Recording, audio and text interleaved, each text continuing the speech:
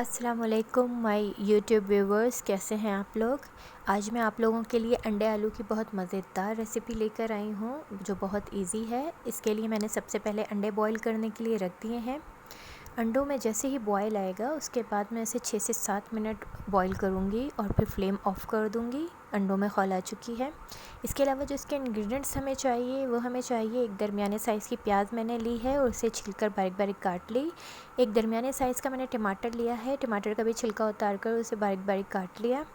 3 سے 4 table spoon میں نے کوکنگ آئل کے لیا ہے، آپ 4 ٹیبل اسپون لے لیں جتنا آپ پسند کریں۔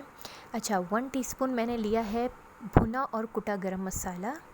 اس کے علاوہ میں نے 3 عدد آلو لیے ہیں، آلو کو اس طرح سے کاٹ لیں۔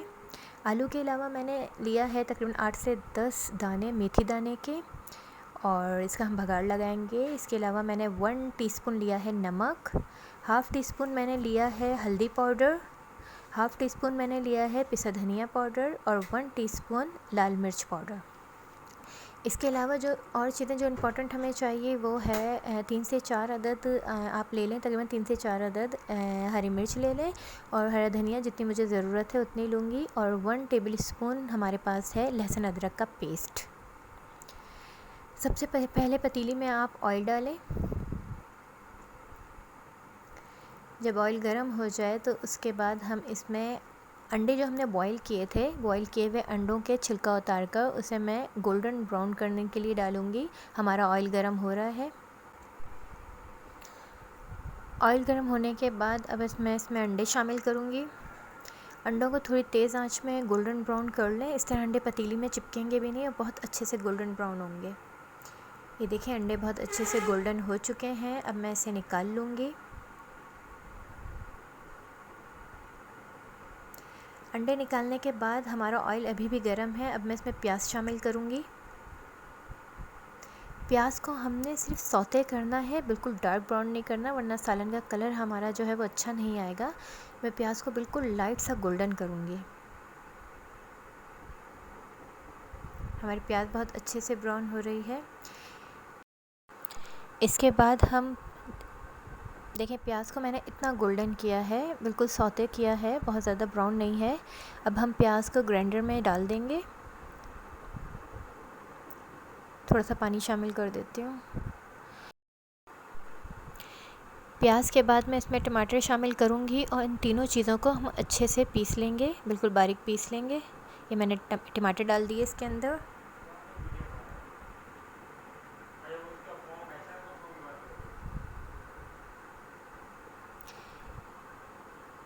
پیاز اور ٹماٹر پیس کر ہم اسے بالکل باریک کر لیں گے کیونکہ اس سے مسالہ بہت اچھا بنتا ہے۔ یہ ہم مسالہ بنانے کے لیے کر رہے ہیں۔ اب اس کے بعد جو ہمارے پاس بچا ہوا آئل تھا اس میں نے میتھی دانہ شامل کر لیا۔ اب میتھی دانے جو ہے اس کا جب کلر چینج ہو جائے گا تو اس کے بعد ہم اس میں شامل کریں گے تقریباً 1 ٹیبل اسپون لہسن ادرک شامل کریں گے ہم۔ لہسن ادرک کو بھی تھوڑا سا پکائیں گے، تقریباً 2 سے 3 منٹ۔ لہسن کو بھی 2 سے 3 منٹ تک آپ فرائی کریں، اس سے لہسن کا تھوڑا کلر براؤن ہو جائے گا اور لہسن ادرک کا ایک کچا پن ہوتا ہے اور اس کی اسمیل ہوتی ہے وہ ریموو ہو جائے گی۔ لہسن ادرک کو فرائی کرنے کے بعد ہم اس میں شامل کریں گے جو ہم نے پیاز اور ٹماٹر کا پیسٹ بنایا تھا، وہ شامل کر دیں۔ اب ہم اس کی بہت اچھے سے بھنائی کریں گے تاکہ پیاز اور ٹماٹر کا جو کچا پن ہے وہ بھی ریموو ہو جائے۔ تقریباً 10 سے 15 منٹ اسے فرائی کریں اچھے سے۔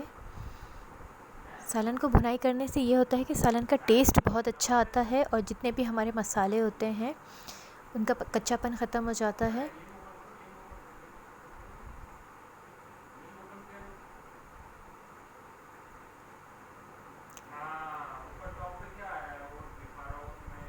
ٹماٹر اور پیاز کے پیسٹ کو فرائی کرنے کے بعد میں اس میں شامل کروں گی جو چاروں مسالے تھے ہمارے، جس میں نمک، لال پیسی مرچ، دھنیا پاؤڈر اور ہلدی پاؤڈر شامل ہے۔ یہ شامل کرنے کے بعد ساتھ ہی میں اس میں آلو بھی ڈال دوں گی۔ اب ان تمام مسالوں کو ہم تقریباً 15 منٹ تک اچھے سے بھنیں گے، فرائی کریں گے۔ مسالے کو آپ جتنا فرائی کریں گے مسالوں کا ٹیسٹ اتنا اچھا آتا ہے۔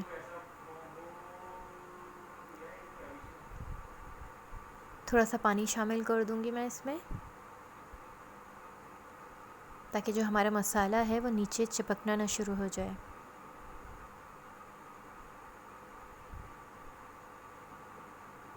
10 سے 15 منٹ فرائی کرنے کے بعد ہمارے مسالے کا جو کچا پن ہے وہ ختم ہو گیا، آئل آنے لگا ہے۔ اس کا مطلب یہ ہے کہ اب ہمارا مسالہ بالکل کچا نہیں ہے۔ اب میں اس میں تقریباً 1 سے 1.5 کپ پانی شامل کروں گی، اور یہ پانی میں آلو کو گلانے کے لیے ڈالوں گی تاکہ ہمارے آلو جو ہیں وہ اچھے سے گل جائے۔ تھوڑا سا اور پانی شامل کروں گی۔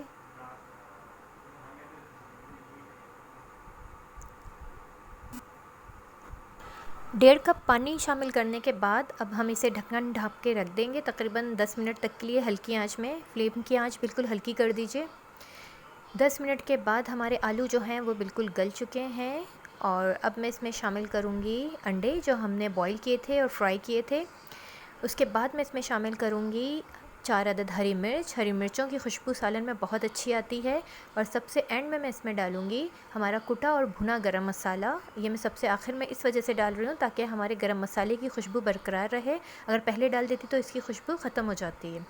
اب میں اس کو ڈھکن ڈھانپنے کے بعد تقریباً 5 منٹ تک اور ہلکی آنچ میں رکھوں گی۔ 5 منٹ گزر چکے ہیں، ہمارا سالن بالکل ریڈی ہے، بہت اچھی خوشبو آ رہی ہے، اور اینڈ میں اسے ہرا دھنیا سے گارنش کروں گی۔ جتنا مرضی چاہے آپ ہرا دھنیا شامل کریں۔ سالن کی تھکنس، سالن کی لک بہت خوبصورت لگ رہی ہے، بہت ڈیلیشیس لگ رہی ہے۔ میں اس کو ڈش آؤٹ کر کے آپ کو فائنل لک دکھاتی ہوں۔ سالن کو ڈش آؤٹ کر دیا ہے، چیک کریں۔